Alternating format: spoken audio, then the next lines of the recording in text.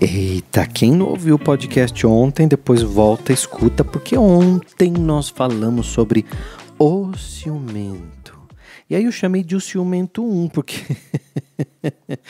e depois ficou o ciumento 2, porque a gente faz... eu falo muito, né, gente? Não sei se vocês já viram, mas eu falo bastante. Então hoje a gente vai falar sobre os ciúmes. Nesse podcast eu sou o William Sanches, terapeuta. E o podcast, para quem tem coragem, ele vai direto ao ponto, embora muitas vezes eu tenha que fazer coisas para você poder refletir, olhar para você, né? Então, eu quero começar com uma pergunta hoje, já que a gente vai falar sobre ciúmes, né?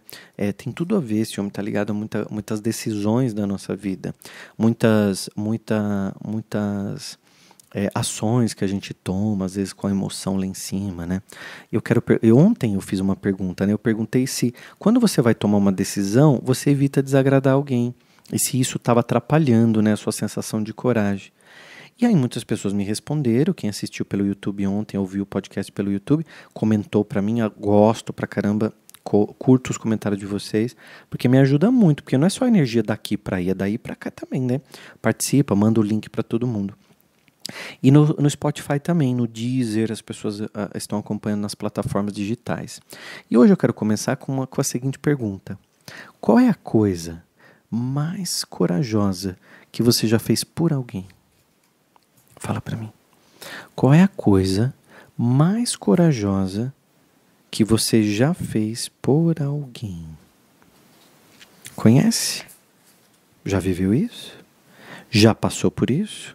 Você fez alguma coisa corajosa por alguém? Se você puder me contar, eu vou adorar que você me conte, porque quando você põe nos comentários, eu já me dá ideia para fazer outros podcasts, né?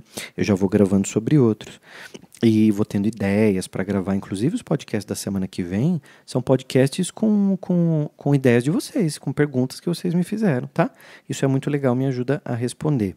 E ontem, como eu introduzi falando sobre os ciúmes, hoje eu vou fazer sintomas dos ciúmes, para ver até se você está envolvido nisso, ou se você conhece esse tipo de pensamento.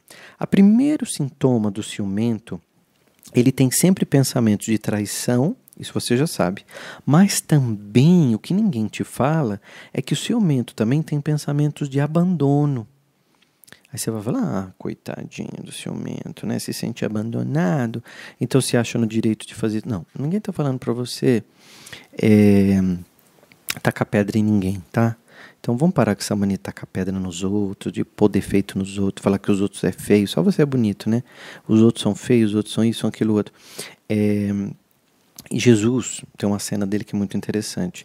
E aqui, quando eu falo de Jesus, eu não preciso nem falar de religião. Eu estou falando sobre o ser humano, sobre o grande mestre, né? Não importa nem qual seja a sua religião. Aqui eu não falo sobre religião, eu falo sobre seres humanos. E Jesus nos ensina muito ao comportamento humano.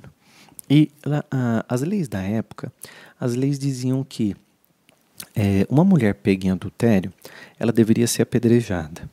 Agora vamos abrir um parênteses aqui, né? Sempre a mulher apedrejada, né? Porque a mulher não comete adultério sozinha. Sempre tinha que ter um homem ali, né? Agora, por que o homem não é apedrejado? Milhares de vezes eram homens casados mesmo, né? E só a mulher era condenada ou ao apedrejamento, ou o marido poderia prendê-la em casa, né? Então o homem fazia um cômodo de cimento ou no quintal, em algum lugar assim, deixava apenas uma janelinha para poder jogar o alimento lá dentro e prendia ela pro resto da vida ali até ela morrer. Então tem esses dois, ou numa caixa, né, de madeira, enfim, mas esse não é o assunto, até posso falar sobre isso mais, sobre essa parte histórica em outro podcast, que eu sei que vocês gostam também sempre de aprender um pouco sobre história, filosofia, religião, tudo ajuda a gente a melhorar.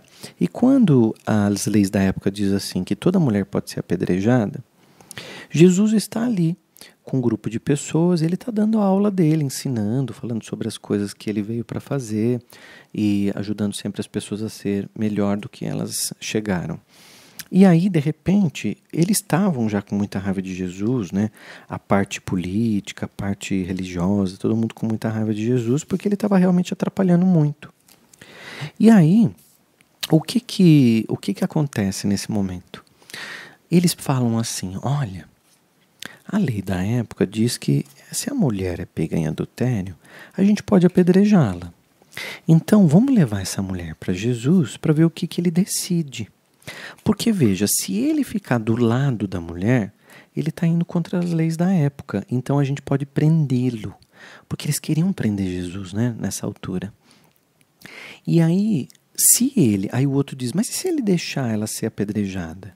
Aí o outro diz assim, melhor ainda, porque a gente vai colocar todo mundo contra Jesus, porque ele prega o amor, a compaixão.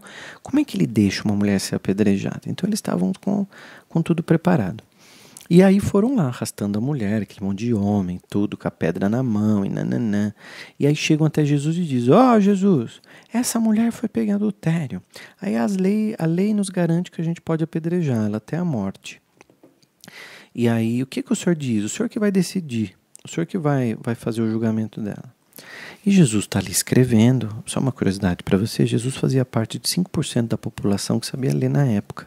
Jesus extremamente culto, sabia ler e escrever. Então Jesus, tudo que ele falava, ele escrevia. Ou às vezes na areia, com um pedacinho de madeira, né?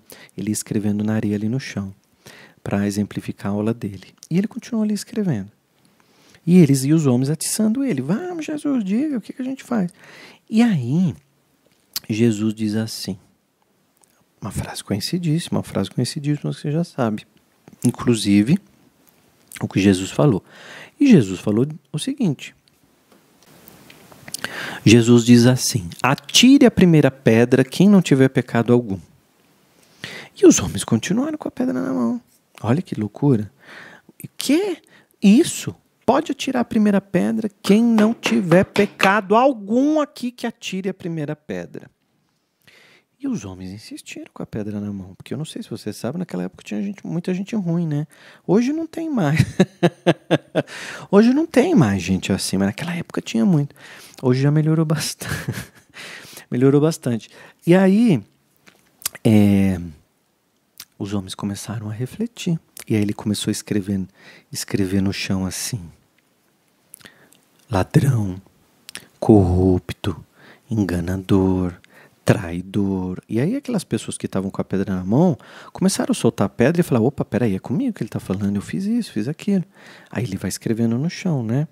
Mentiroso, fofoqueiro, bajulador, invejoso. Falei 2 vezes porque tinha muita gente invejosa. O ciumento. Ó você. E aqueles homens largam as pedras e vão embora. O que eu acho mais incrível de Jesus é que Jesus faz as pessoas saírem refletindo sobre a própria vida. Que coisa mais bonita que isso? Você fazer alguém refletir sobre a própria vida e aquela pessoa, ao invés de atirar a pedra na mulher, eles saem refletindo sobre os próprios pecados, né? Sobre a própria vida dele, sobre a própria história. E aquela mulher que achava que ia morrer, ela vem correndo ao encontro de Jesus e ela olha nos olhos de Jesus. E ele diz assim, vá e não peque mais. É outra frase muito conhecida, bíblica. E aquela mulher corre para uma vida nova. E olha que bonito isso, a gente pode correr para uma vida nova o tempo todo. E um dos primeiros sintomas do ciumento é não só se sentir traído, mas também como se sentir abandonado. Se você tem esse sintoma, você pode ir agora para um caminho novo. Você pode agora treinar hábitos novos, você pode começar a pensar diferente, né? O segundo sintomas muito que o ciumento tem é uma busca constante por pistas, por evidências que identifiquem que ele está certo. Então, ao invés de você ficar buscando coisas, eu vou ver o WhatsApp se chegou uma mensagem, vou ver se tem inbox no Instagram, por que ele ficou até tarde, eu vou ligar mesmo se ele estava no escritório. Para de fazer o papel do detetive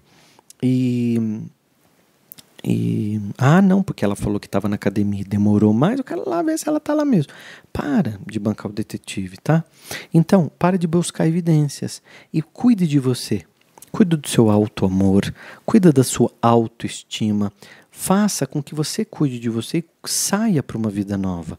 Construa um programa, uma energia nova, programa mental e uma energia nova em volta de você. Porque isso automaticamente faz o outro se aproximar de você. A busca constante por pistas e evidências faz o outro se afastar de você. Um outro sintoma muito importante, o terceiro, é um medo excessivo. Um medo excessivo não, é um medo excessivo. Um medo excessivo de perder a outra pessoa.